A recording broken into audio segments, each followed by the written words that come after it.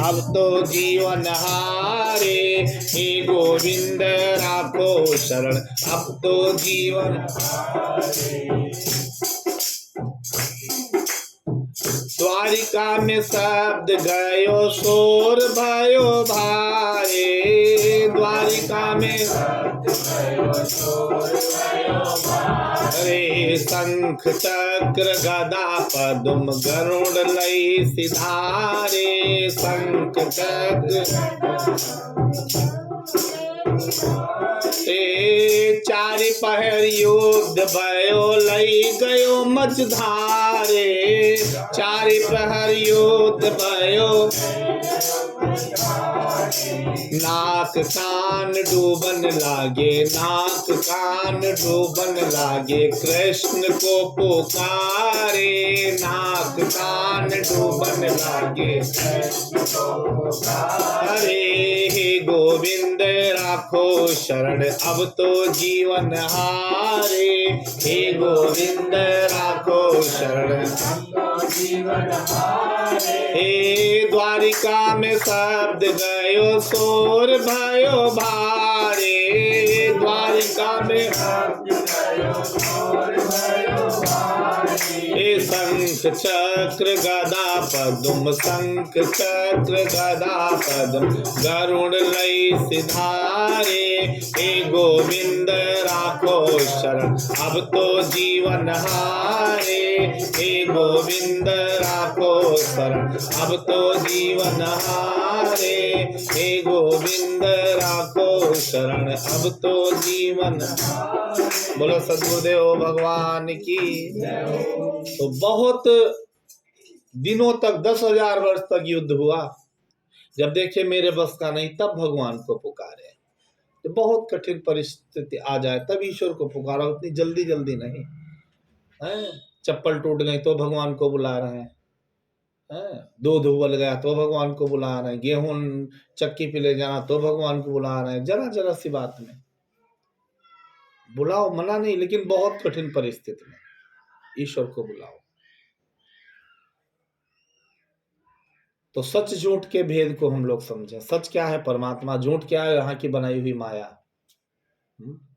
और जब हम लोग भगवत गीता सुन लेना तो कहीं कुछ भी हमको कठिन अब लगे ना, और साहस की बाती कभी अब बुझे ना, विषमता अंधेरा सदा भाग जाए। कहीं कुछ कठिन अब कैसे नहीं लगे कि अब अगर कोई आ जाए, हाथ दिखाओ या जन्म पत्र दिखाओ, बोले आपके शनि खराब चल रहे, मंगल खराब चल रहे, फलाना खराब चल रहा है, तो कुछ नहीं खराब चल रहा है। जिसका शनि मंगल राहु खराब होता है ना, वो सत्संग में आके बैठ ही नहीं सकता।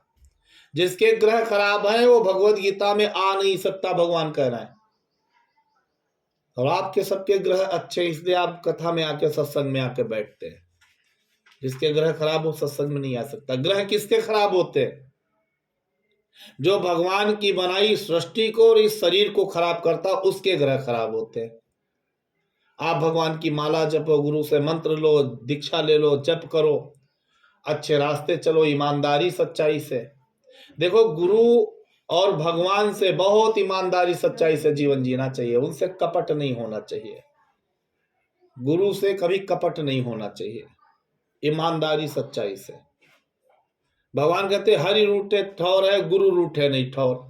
भगवान शिव जी नाराज हो जाए ना तो बैठने के लिए गुरु जी दे देंगे, और गुरु जी नाराज हो जाए तो शिव जी नहीं बैठने को देंगे। बोले भाग, ये गुरु का जो है भगाया हुआ है, गुरु जी से नाराज है, हम नहीं बिठाएंगे। ऐसे एक समय की बात है, इंद्रदेव गुरु बृहस्पति से दीक्षा लेके बहुत ही यशस्वी हो रहे थे, मंत्र जाप कर रहे थे ना, बड़ा दिव्यता आ रही थी। और जब दिव्यता आ रही थी तो अहंकार आ गया। तो शिव जी ने कहा था कि तुमको जो है हमारे पार्षद जो है उनके यहाँ देखने की जो है नौकरी, जॉब मिल रही है, तुम आओ। तो इंद्र जो है उनको जो है कई डिपार्ट मिल रहे थे शिव जी के यहाँ से, तो हाथी पे बैठ के जा रहे थे। तो सभी लोग ढोल मृदंग बजा रहे। तो गुरु बृहस्पति ने पूछा, ये ढोल मृदंग क्यों बज रहा है? देखो इधर भी ढोल मृदंग बज गया। बोले ढोल मृदंग क्यों बज रहा है? बोले आज इंद्र यशस्वी हो रहे हैं गुरु जी आपकी कृपा से। तो वो जा रहे हैं आज शिव जी के पास। तो गुरु बृहस्पति भी खड़े हो गए, गुरु जी भी खड़े हो गए कि इंद्र को मैं माला दूं, मेरा शिष्य यशस्वी हो रहा है, गुरु जी का सीना चौड़ा हो रहा है। गुरु जी भी माला लेके खड़े हो गए। तो बड़े अहंकार में इंद्र ने माला ली और हाथी के मस्तक पे डाल दी, और वो माला हाथी ने अपनी सूंड से पकड़ी और पैर के नीचे कुचल दी। जब माला पैर के नीचे कुचल दी, गुरु बृहस्पति को इस बात का खबर लगी कि आपकी दी हुई माला कुचली गई। तो उनके मुंह से आह निकला, हाय, हमने इतनी अच्छी माला दी, उसने पैर नीचे कुचल दी। इस बात से शिव जी गुरु जी हो गए नाराज। जब गुरु जी नाराज हो गए तो उसका जो यशस्वी होने जा रहा था हाथी भी छिन गया, उसका मुकुट भी छिन गया, उसके जो मुदगर था वो भी छिन गया। अब इंद्र अकेला रह गया, सारी सत्ता छिन गई, चली गई सत्ता।